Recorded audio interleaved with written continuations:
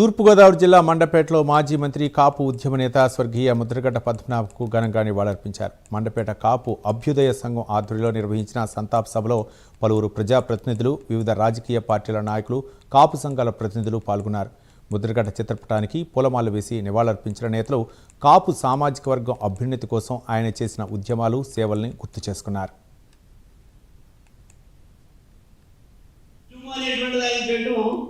కాపుల కోసం చేశాడు, పేదవాళ్ళ కోసం. కానీ ఆయన ఉండేటువంటి స్నేహాలు కానీ, ఆయనతో ఉండేటువంటి అత్యంత సన్నిహితం కానీ ఎవరికి ఉన్నదో, ఆయన ఎవరికి ఉపయోగపడేటంతకే ఆయన చెప్పిన మాట ప్రకారంగా రామచంద్రపురం నియోజకవర్గం వచ్చి 2 రోజులు ప్రచారం చేసి బోసు గారిని గెలిపించుకొని అన్ని ఊళ్ళో తిరిగాడు.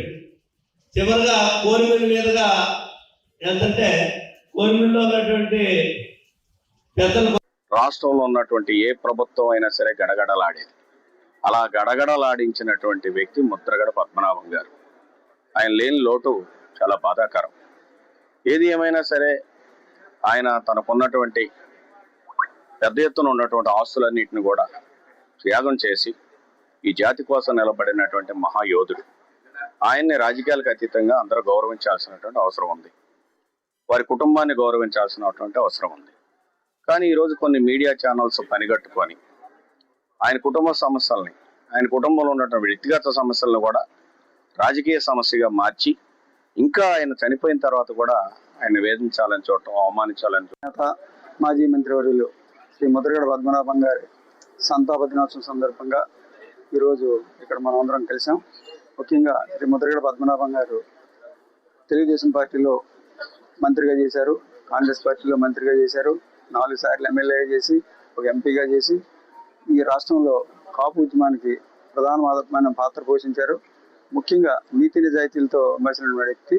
ఆయన లేని లోటు ఈ రాష్ట్రానికి, ముఖ్యంగా కాపు జాతికి తీరందని చెప్పేసి ఆయన ఏది పట్టుకున్నప్పటికీ దాన్ని నిశ్చితంగా పరిశీలించి ఆ ఉద్యమం దాని మీదే ఎక్కువ కేంద్రీకరించేవారు.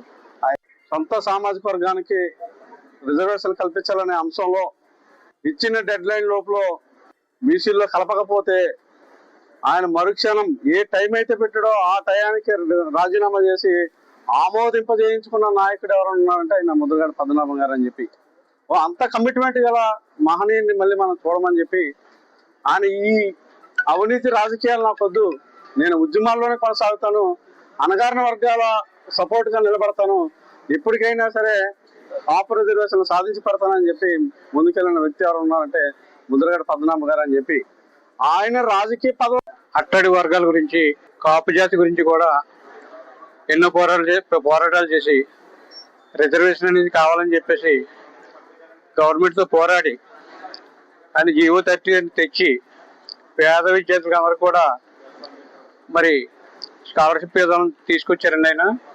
అలాగే ఆయన అందులో విజయభాస్కర్ రెడ్డి గారు ఉండే, చంద్రబాబు నాయుడు గారు ఉండే, అలాగే జగన్మోహన్ రెడ్డి గారు ఉన్న అందరితో కూడా పోరాడి ఉద్యమం గురించి చెప్పి కాపులు బీసీలో చేర్చాలని చెప్పేసి నినాదం గురించి ఆయన కాపులకు ఒక పెద్ద దిక్కుగా ఉన్నటువంటి కాపు జాతి నాయకుడు శ్రీ ముద్రగడ పద్మనాభం గారు లేని లోటు తీరనిది.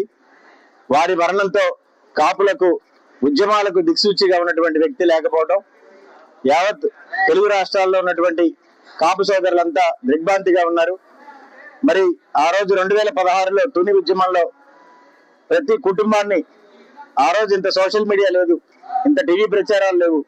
10 సంవత్సరాల క్రితం ఆయన ఒక పత్రికా ప్రకటన ఫోన్ ద్వారా సమాచారం ఇస్తే ప్రతి ఇంట్లో ఉన్నటువంటి కాపు మహిళ, పిల్లలు, పెద్దలు అందరూ కూడా పళ్ళాలు, గరిటెలు పట్టుకొని రోడ్ల మీదకి వచ్చి సౌండ్ చేసి నిరసన